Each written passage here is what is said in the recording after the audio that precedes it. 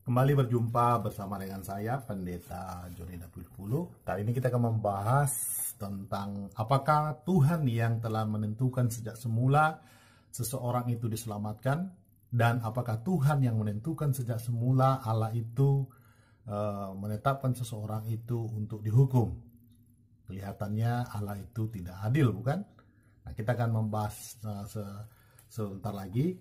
Tetapi sebelumnya, jangan lupa tekan like dan subscribe supaya setiap kali saya mengupload video-video saya, Anda, saudara semuanya, secara otomatis telah Oke, seperti yang telah saya janjikan tadi, kita akan membahas mengenai benarkah Allah yang telah memilih sejak semula seseorang untuk diselamatkan atau tidak, ya. Hari ini kita akan bahas, mencoba secara ringan, secara mudah untuk dimengerti, dicerna, ya. Tetapi kita akan mempersempit bahasan predestinasi hanya kepada Roma pasal 8 ayatnya yang ke-28 sampai 30 saja, ya. Nah, awalnya saya itu memang mempercayai bahwa Allah lah yang telah menentukan sejak semula seseorang itu untuk diselamatkan atau tidak. Karena apa? Alasannya karena saya melihat di kehidupan sehari-hari ada banyak orang yang bebal, yang sudah dilayani luar biasa berulang-ulang, tetapi dia tetap dalam kebebalannya. Nah, saya berpikir ini adalah orang yang memang sejak semula telah ditentukan Allah untuk tidak menerima keselamatan. Nah, itu awalnya saya berpikir. Tetapi kemudian seperjalan waktu muncul pemikiran, ada 3 hal yang mau mengubah pikiran saya. Yang pertama, pertanyaannya adalah, jikalau Allah yang telah menentukan seseorang itu sudah diselamatkan atau tidak, berarti Allah itu tidak adil, ya. Karena apa? Karena Allah yang telah menentukan sejak awal siapa yang diselamatkan dan siapa yang tidak. Yang kedua, kalau begitu, orang yang bebal atau orang berdosa tersebut seharusnya perlu kita belas kasihani dan tidak boleh kita salahkan. Mengapa?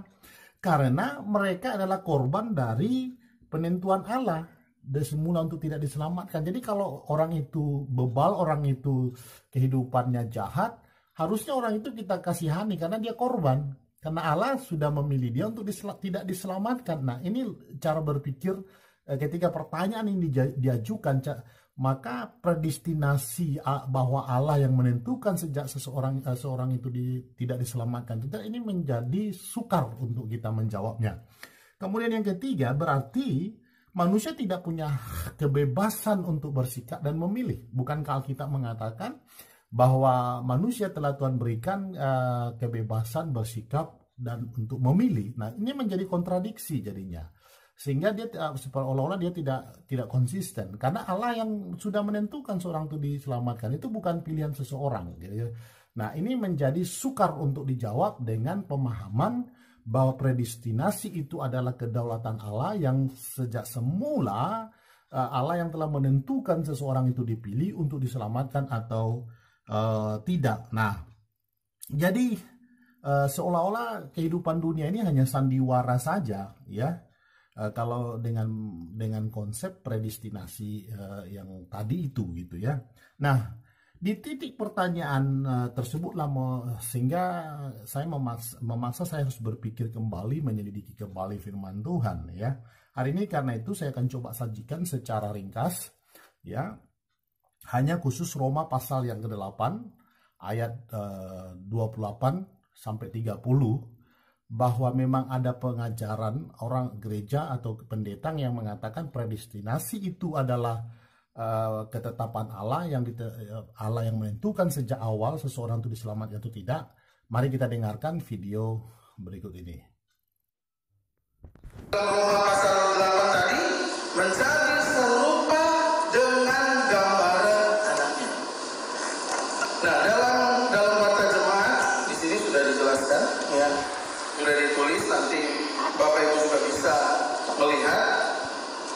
Jadi kalau saya baca di sini, predestinasi adalah keputusan Allah terhadap oknum tertentu untuk memperoleh keselamatan dan oknum yang lainnya memperoleh hukuman yang kekal.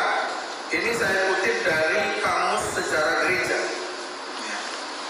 Kalau menurut Agustinus dan Calvin, misteri predestinasi ini tidak dapat dipahami dengan akal manusia. Namanya dipilih ya, namanya dipilih, berarti tidak semua. Namanya orang pilihan, berarti tidak semua. Kalau semua berarti bohong. Ya. Pilihan dipilih dari antara banyak orang. Tadi Nona Medi bilang dari miliaran orang. Dari begitu banyak orang, kita dipilih untuk diselamatkan. Kita dipilih oleh Tuhan sebelum dunia ini dijadikan. Oke, jadi benar ya, ada yang mengajarkan demikian. Nah, tadi kita menyaksikan video itu bukan untuk sebagai saya mengkritik beliau atau tidak, tapi hanya untuk membuktikan ada gereja yang mengajarkan bahwa predestinasi pengertiannya adalah dari semula Allah yang menentukan seseorang diselamatkan atau tidak, ya. Dari Roma 8 ayat 28 sampai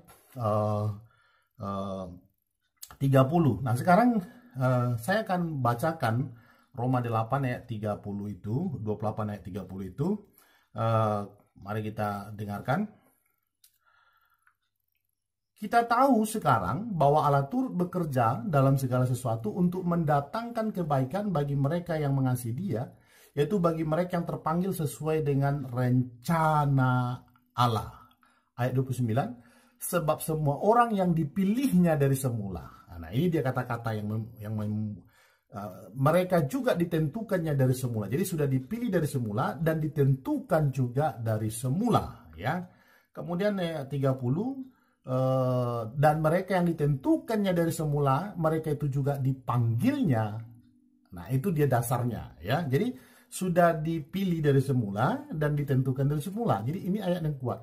Karena Roma 8 ayat 28 ini dan 30 adalah ayat yang paling kuat sekali mengenai tentang predestinasi, pemilihan Allah. Mari kita lihat bahwa ternyata tidak demikian maksudnya, ya, bahwa bukan Allah yang memilih sejak semula, bukan itu maksudnya. Nah, kita akan lihat dari terjemahan firman Allah yang hidup supaya kita dapat gambaran pengertian yang jelas. Karena kenapa saya memilih firman Allah yang hidup, terjemahan firman Allah? Karena dia sesuai dengan King James Version, ya.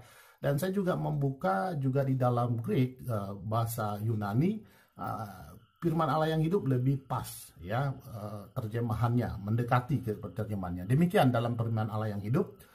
Dan kita tahu bahwa segala sesuatu terjadi atas diri kita adalah untuk kebaikan kita jika kita mengasihi Allah dan menyesuaikan diri dengan rencana-rencananya. Nah, ayat 29, sebab dari permulaan sekali Allah memutuskan bahwa mereka yang datang kepadanya, dan ia sudah mengetahui siapa yang akan datang kepadanya harus menjadi seperti anaknya. Dan perhatikan, dan ia sudah mengetahui siapa yang akan datang kepadanya. Ya, jadi ternyata Allah sudah tahu siapa yang akan datang kepadanya sejak awal. Itu terjemahannya. Kemudian ayat 30, sesudah memilih kita, ia memanggil kita untuk datang kepadanya. Pada waktu ia datang menyatakan kita tidak bersalah. Perhatikan, kita akan lihat, ya, Roma 8 ayat 29 ini Allah di situ ternyata telah mengetahui sejak semula siapa yang akan datang kepadanya. Jadi bukan dipilih orang itu yang diselamatkan atau tidak, tapi enggak, Tuhan dari awal udah tahu siapa yang akan datang kepadanya, siapa yang akan percaya kepada pemberitaan keselamatan, yaitu lewat Kristus Yesus, ya. Sehingga makna predestinasi yang dimaksud Roma 8:28-30 ini adalah menjadi jelas, yaitu yang akan diselamatkan adalah mereka yang merespon, yang menerima Yesus Kristus sebagai Tuhan dan Juru Selamat. Tapi Tuhan sudah tahu, Allah sudah mengetahui siapa-siapa yang merespon dan yang menerima sejak semula. Nah, itu sebenarnya karena Tuhan kan maha kuasa, dia tahu sejak semula. Nah, jadi Tuhan sudah tahu siapa yang akan merespon, ya, pemberitaan keselamatan itu. Jadi dari awal Tuhan sudah tahu sejak semula, itu sebenarnya yang lebih tepat, ya. Jadi bukan dipilih sejak awal. Kalau dipilih sejak awal siapa yang diselamatkan siapa tidak, membuat kita mempersepsi Allah itu nggak adil gitu. Kehidupan ini adalah sandiwara. Manusia itu tidak punya kehendak bebas. Jadi itu yang akan muncul persepsi mengenai Allah dalam pemikiran setiap orang, ya. Nah, jadi dengan pengetahuan Allah yang memang dia maha kuasa, sejak semula memang dia sudah tahu siapa-siapakah yang akan menolak, siapa-siapa yang akan menerima. Nah, dengan konsep ini justru ini menjadikan kita ya dapat melihat bahwa Allah itu kasih, ya. Dengan konsep itu kita dapat melihat bahwa Allah itu adil, bahwa sekalipun Allah mengetahui siapa yang menolak dan siapa yang menerima, tetapi Allah tetap menyediakan keselamatan itu bagi semua orang. Nah, jadi disitulah keadilan Allah itu ada kelihatan. Justru dengan konsep itulah kasih Allah itu menjadi kelihatan, karena Allah sekalipun dia sudah tahu siapa yang akan menerima, siapa yang akan menolak, tetapi Allah tetap menyediakan keselamatan itu. Tetapi dia tetap memerintahkan hamba-hambanya untuk pergi dan jadikanlah seluruh bangsa menjadi muridku. Jadi persoalan apakah orang tersebut menerima atau menolak, maka itu akan menjadi konsekuensi orang itu tersebut. Jadi menjadi adil. Sehingga kalau kita pada akhirnya nanti diselamat ke sorga, itu konsekuensi dari pilihan kita yang percaya.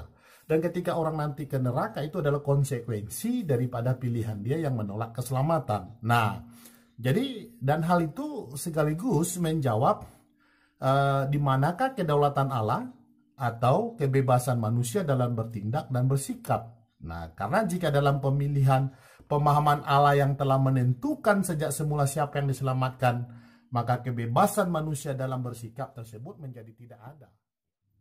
Oke, demikian yang bisa saya sampaikan, kiranya dapat memberkati semua saudara untuk dapat memahami makna tentang predestinasi, khususnya Roma 8 ayat 28-30. Jadi Tuhan Yesus memberkati kita semuanya. God bless you.